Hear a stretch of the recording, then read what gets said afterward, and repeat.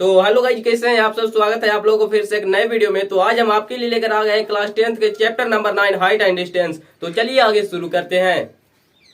तो question number first कह रहा है, सर्कस का एक कलाकार एक 20 मीटर लंबी डोर पर चढ़ रहा है जो अच्छी तरह से तनी हुई है और भूमि पर लगे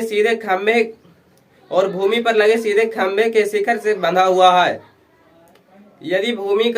यदि भूमि का स्तर के साथ डोर द्वारा बनाया गया कोण 30 डिग्री का है तो खंभे की ऊंचाई ज्ञात करिए।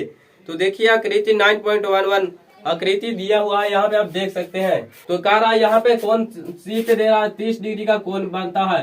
तो यहाँ पे तो बोल रहा है इस खंभे की ऊंचाई ज्ञात करने के लिए, ए बी की ऊंचाई ज्ञात करने के लिए। तो देखिए आइए कैसे करते हैं, सीखते हैं। तो देखिए सबसे पहले हमको कह रहा है ए बी की ऊंचाई ज्ञात करें और मान दे रहा है ए सी का, यानी ये हो गया लंब और ये हो गया कर्ण। तो हम देखेंगे कि कौन सा सूत्र इस पे यूज होगा। साइन थीटा बराबर देखिए लंब बटा कर्ण होता है, तो साइन थीटा से भी यूज कर सकते हैं और कोसेक थीटा से भी यूज करते हैं। तो चलिए साइन थीटा से यूज करते हैं। तो यहाँ पर लिखिएगा सबसे पहले त्रिभुज एबीसी में लिखिएगा यहाँ पे, फिर लिखिएगा साइन 30 डिग्री बराबर काहे कि थीटा की जगह पर 30 डिग्री है तो हम 30 डिग्री लिखेंगे। बराबर क्या होता है लंब बटा कर्ण। तो लंब में है क्या है, ए बी है, ए बी लंब है और कर्ण कितना है, ए सी है। तो साइन 30 का मान कितना होता है, 1/2 होता है। ए बी तो हमको निकालना ही है और ए सी दिया हुआ है कितना, 20 मीटर। तो अब क्रॉस मल्टीप्लिकेशन आपको करना आता हुआ, क्रॉस मल्टीप्लिकेशन करेंगे। तो देखिए 2ab बराबर हो जाएगा 20। तो ए बी बराबर कितना हो जाएगा 20/2, यानी कि आ जाएगा इसका आंसर 10 मीटर। यानी इस खंभे का आंसर कितना आ गया, 10 मीटर। ए बी बराबर आ गया 10 मीटर। तो गाइस देखिए क्वेश्चन नंबर सेकंड क्या कर रहा है। क्वेश्चन नंबर सेकंड कर रहा है, आंधी आने से एक पेड़ टूट जाता है और टूटा हुआ भाग इस तरह मुड़ जाता है कि पेड़ का शिखर जमीन को छूने लगता है और इसके साथ 30 डिग्री का कोण बनता है। तो पेड़ के 5 बिंदु की दूरी जहाँ पेड़ का शिखर जमीन को छूता है 8 मीटर है। तो पेड़ की ऊंचाई ज्ञात करिए। तो सबसे पहले हम एक पेड़ बनाएंगे। सबसे पहले मान लेते हैं कि ये पेड़ है और ये आंधी से यहाँ से टूट गया है तो यह इधर रुक गिरेगा और यहाँ पर गिरा है तो ये धरती से जो यहाँ पर गिरा है ना, यहाँ से 30 डिग्री का कोण बना रहा है। दिया हुआ है 30 डिग्री का कोण बना रहा है। तो यहाँ से 30 डिग्री का कोण बन जाएगा और यहाँ बोल रहा है धरती का, और यहाँ बोल रहा है पेड़ का 5 बिंदु यानी पेड़ का जड़, और जहाँ पेड़ का शिखर जमीन को छूता है यहाँ छूता है और ये जड़ है। तो इन दोनों को दूरी दिया हुआ है कितना, 8 मीटर है। 8 मीटर है। तो बोल रहा है क्या बोल रहा है, पेड़ का ऊंचाई ज्ञात करने के लिए बोल रहा है। तो चलिए देखिए इसको कैसे बनाते हैं। तो सबसे पहले हम इसको नाम दे देंगे ए बी सी इसको डी। तो देखिए हमको दिया हुआ है आधार, तो हमको निकालना है ए सी पूरा पेड़। तो हम इसको लिख सकते हैं ए बी बराबर बी डी, क्योंकि यही टूटा मैंने नीचे गिर ले है। हाँ। तो हम इसको लिख सकते हैं ए बी बराबर बी डी लिख सकते हैं। तो हमको ये वाला निकालना है और ये वाला निकालना है, दोनों निकालना है तो हमको आंसर आ जाएगा। देखिए क्वेश्चन नंबर दूसरा, पहले हम लंब निकाल लेते हैं। तो भाई देखिए सबसे पहले हम इसको बी से निकालते हैं। तो इसमें tan थीटा का यूज होगा। tan 30 डिग्री का होगा क्योंकि थीटा की जगह पर कितना है, 30 डिग्री दिया हुआ है।